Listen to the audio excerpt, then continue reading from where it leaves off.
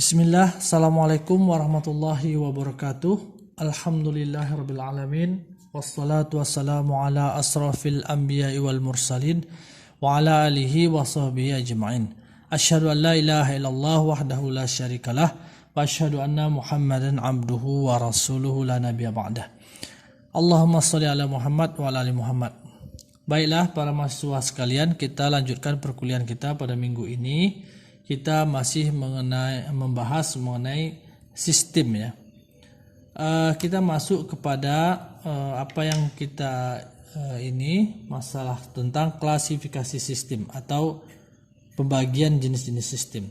Klasifikasi sistem ya. Klasifikasi sistem. Nah, sistem ini bisa dibagi atau diklasifikasikan berdasarkan beberapa kriteria. Yang pertama, dia diklasifikasikan berdasarkan sinyal masukannya. Sinyal masukan. Ya. Ada nanti yang kita sebut dengan A, sistem kausal ya. Sistem kausal dan non kausal. Dan nanti ada sistem kausal dan non kausal. Sistem kausal, jadi sistem yang dibagi berdasarkan sinyal masukan itu dibagi menjadi sistem kausal dan sistem non kausal. Apa itu sistem kausal? Sistem kausal itulah sistem di mana output saat ini itu tergantung pada masukan saat ini atau input saat ini dan masukan pada waktu sebelumnya. Jadi keluaran atau output ya saat ini tergantung dari masukan atau input saat ini dan atau input sebelumnya. Gitu. Jadi kalau misalnya kita punya sebuah sistem, ya kan, misalnya namanya masukannya ini sistem yang kausal gitu ya. Masukannya itu misalnya x, n, dia diskrit ya. Kemudian keluarannya misalnya yn. Hubungan yn dan xn atau output ketergantungannya terhadap input, misalnya kita tulis yn sama dengan xn, yaitu input saat ini ya. Jadi xn ini kan input saat ini, jadi keluaran saat ini yn itu adalah tergantung pada input saat ini xn misalnya dan atau input sebelumnya, misalnya xn kurang 1 misalnya. Ini adalah input satu tahap sebelum input xn. Jadi xn kurang 1 inilah input xn yang di delay satu tahap atau satu langkah. Satu langkahnya itu bisa 1 detik, bisa 1 jam, bisa 1 hari dan sebagainya. Ya. Jadi ini adalah jenis sistem yang kausal. Jadi sistem kausal itu ditandai dengan adanya nilai n dan n kurang sesuatu gitu. Bisa n kurang 1, n kurang 2, n kurang 3 dan sebagainya. Sebagai contoh misalnya, kalau kita punya yn sama dengan, bukan ini ya, ini kan contoh juga ya, yn sama dengan xn ditambah 2 xn kurang 2 misalnya. Apakah sistem ini kausal? Nah, ini bisa kita ketahui sistem ini kausal atau tidaknya dari lihat ini, bahwa output saat ini tergantung pada input saat ini dan input sebelumnya, yaitu 2 langkah sebelumnya atau 2 tahap sebelumnya. Maka ini kita sebut dengan sistem kausal.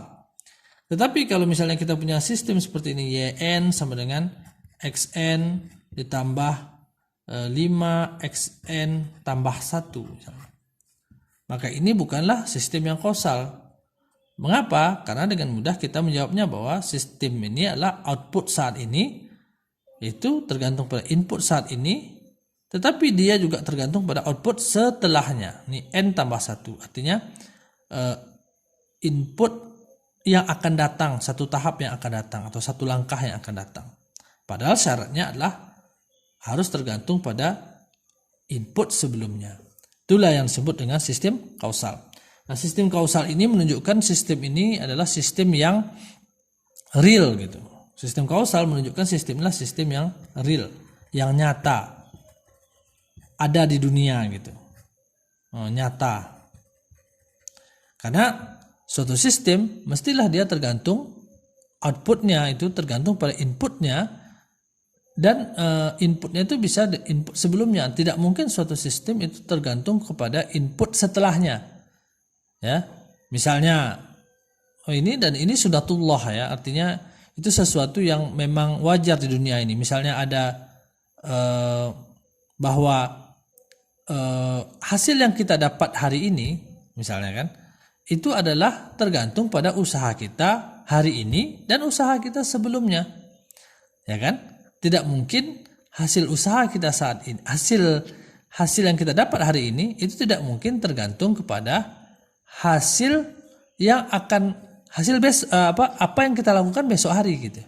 Apa yang kita lakukan 1 tahun lagi, tidak mungkin itu. Hasil saat ini yang kita dapat hari ini itu tergantung pada usaha yang kita lakukan sebelumnya dan atau hari ini juga. Tidak mungkin hasil yang kita dapat pada hari ini ditentukan daripada usaha kita tahun depan. Itu kan suatu yang tidak nyata, itu yang tidak real. Maka sistem kausal itu merepresentasikan suatu sistem yang nyata, yang real dalam kehidupan di dunia gitu. Jadi sistem itu tergantung pada input sebelumnya dan atau input saat ini. Sebagaimana misalnya kita contohkan, misalnya ada sebuah pabrik lah, misalnya pabrik sepeda motor. Pabrik sepeda motor. Yang sederhana aja bisa juga kalian cari contohnya. Misalnya outputnya adalah sepeda motor. Inputnya misalnya banyak, ada roda. Ya, ini pabrik perakitan ya, ada roda, ada mesin, ada bodi dan sebagainya. Maka jumlah sepeda motor yang dihasilkan hari ini itu tidak mungkin bergantung atau ditentukan oleh nilai input roda, mesin dan bodi ini yang dikirim 1 tahun ke depan.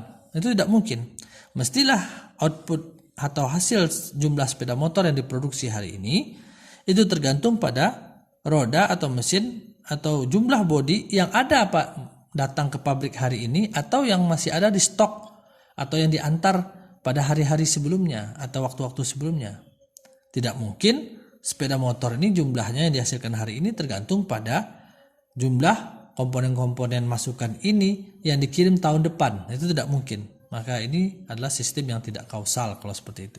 Maka itulah yang dimaksud dengan sistem kausal. Nah, yang kedua adalah sistem non-kausal. Sistem non-kausal. Ya.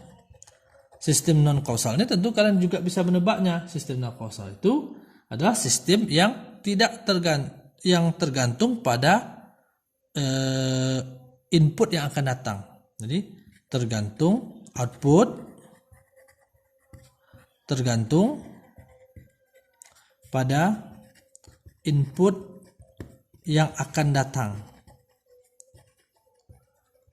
Nah, biasanya sistem ini ditandai dengan adanya tanda plus pada input, pada waktu input. Misalnya seperti kita jelaskan tadi sini, YN sama dengan XN ditambah 5XN tambah 2 misalnya.